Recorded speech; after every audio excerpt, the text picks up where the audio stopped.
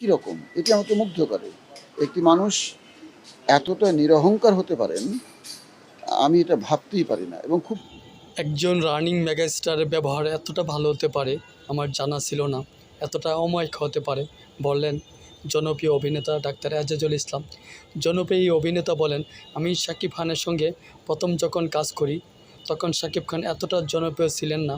এখন তিনি যেমন জনপ্রিয়তা তুঙ্গে, তখনও জনপ্রিয় ছিলেন, তবে এখনকার মতো জনপ্রিয় তুঙ্গে ছিলেন না। তবে এই মানুষটার ব্যবহারে কোনো পরিবর্তন আমি দেখিনি। প্রথম যখন কাজ তো প্রথম ছবি যখন করেছি, তখন থেকেই তাকে আমার অনেক ভালো লাগতো। যখন তিনি এত জনপ্রিয় না। যখন শাকিব খানের সঙ্গে আমি প্রথম ছবি করেছিলাম, এখন আবার কাজ করলাম তাণ্ডবে, তার ব্যবহার দেখে আমি মুগ্ধ। এত জনপ্রিয়তার তুঙ্গে থাকা মানুষের ব্যবহার আমাকে সত্যিই মুগ্ধ করেছে। যে গাছে ফল থাকে বেশি, সেই গাছ নয়ে পড়ে জানতাম। শাকিব খানও তাই।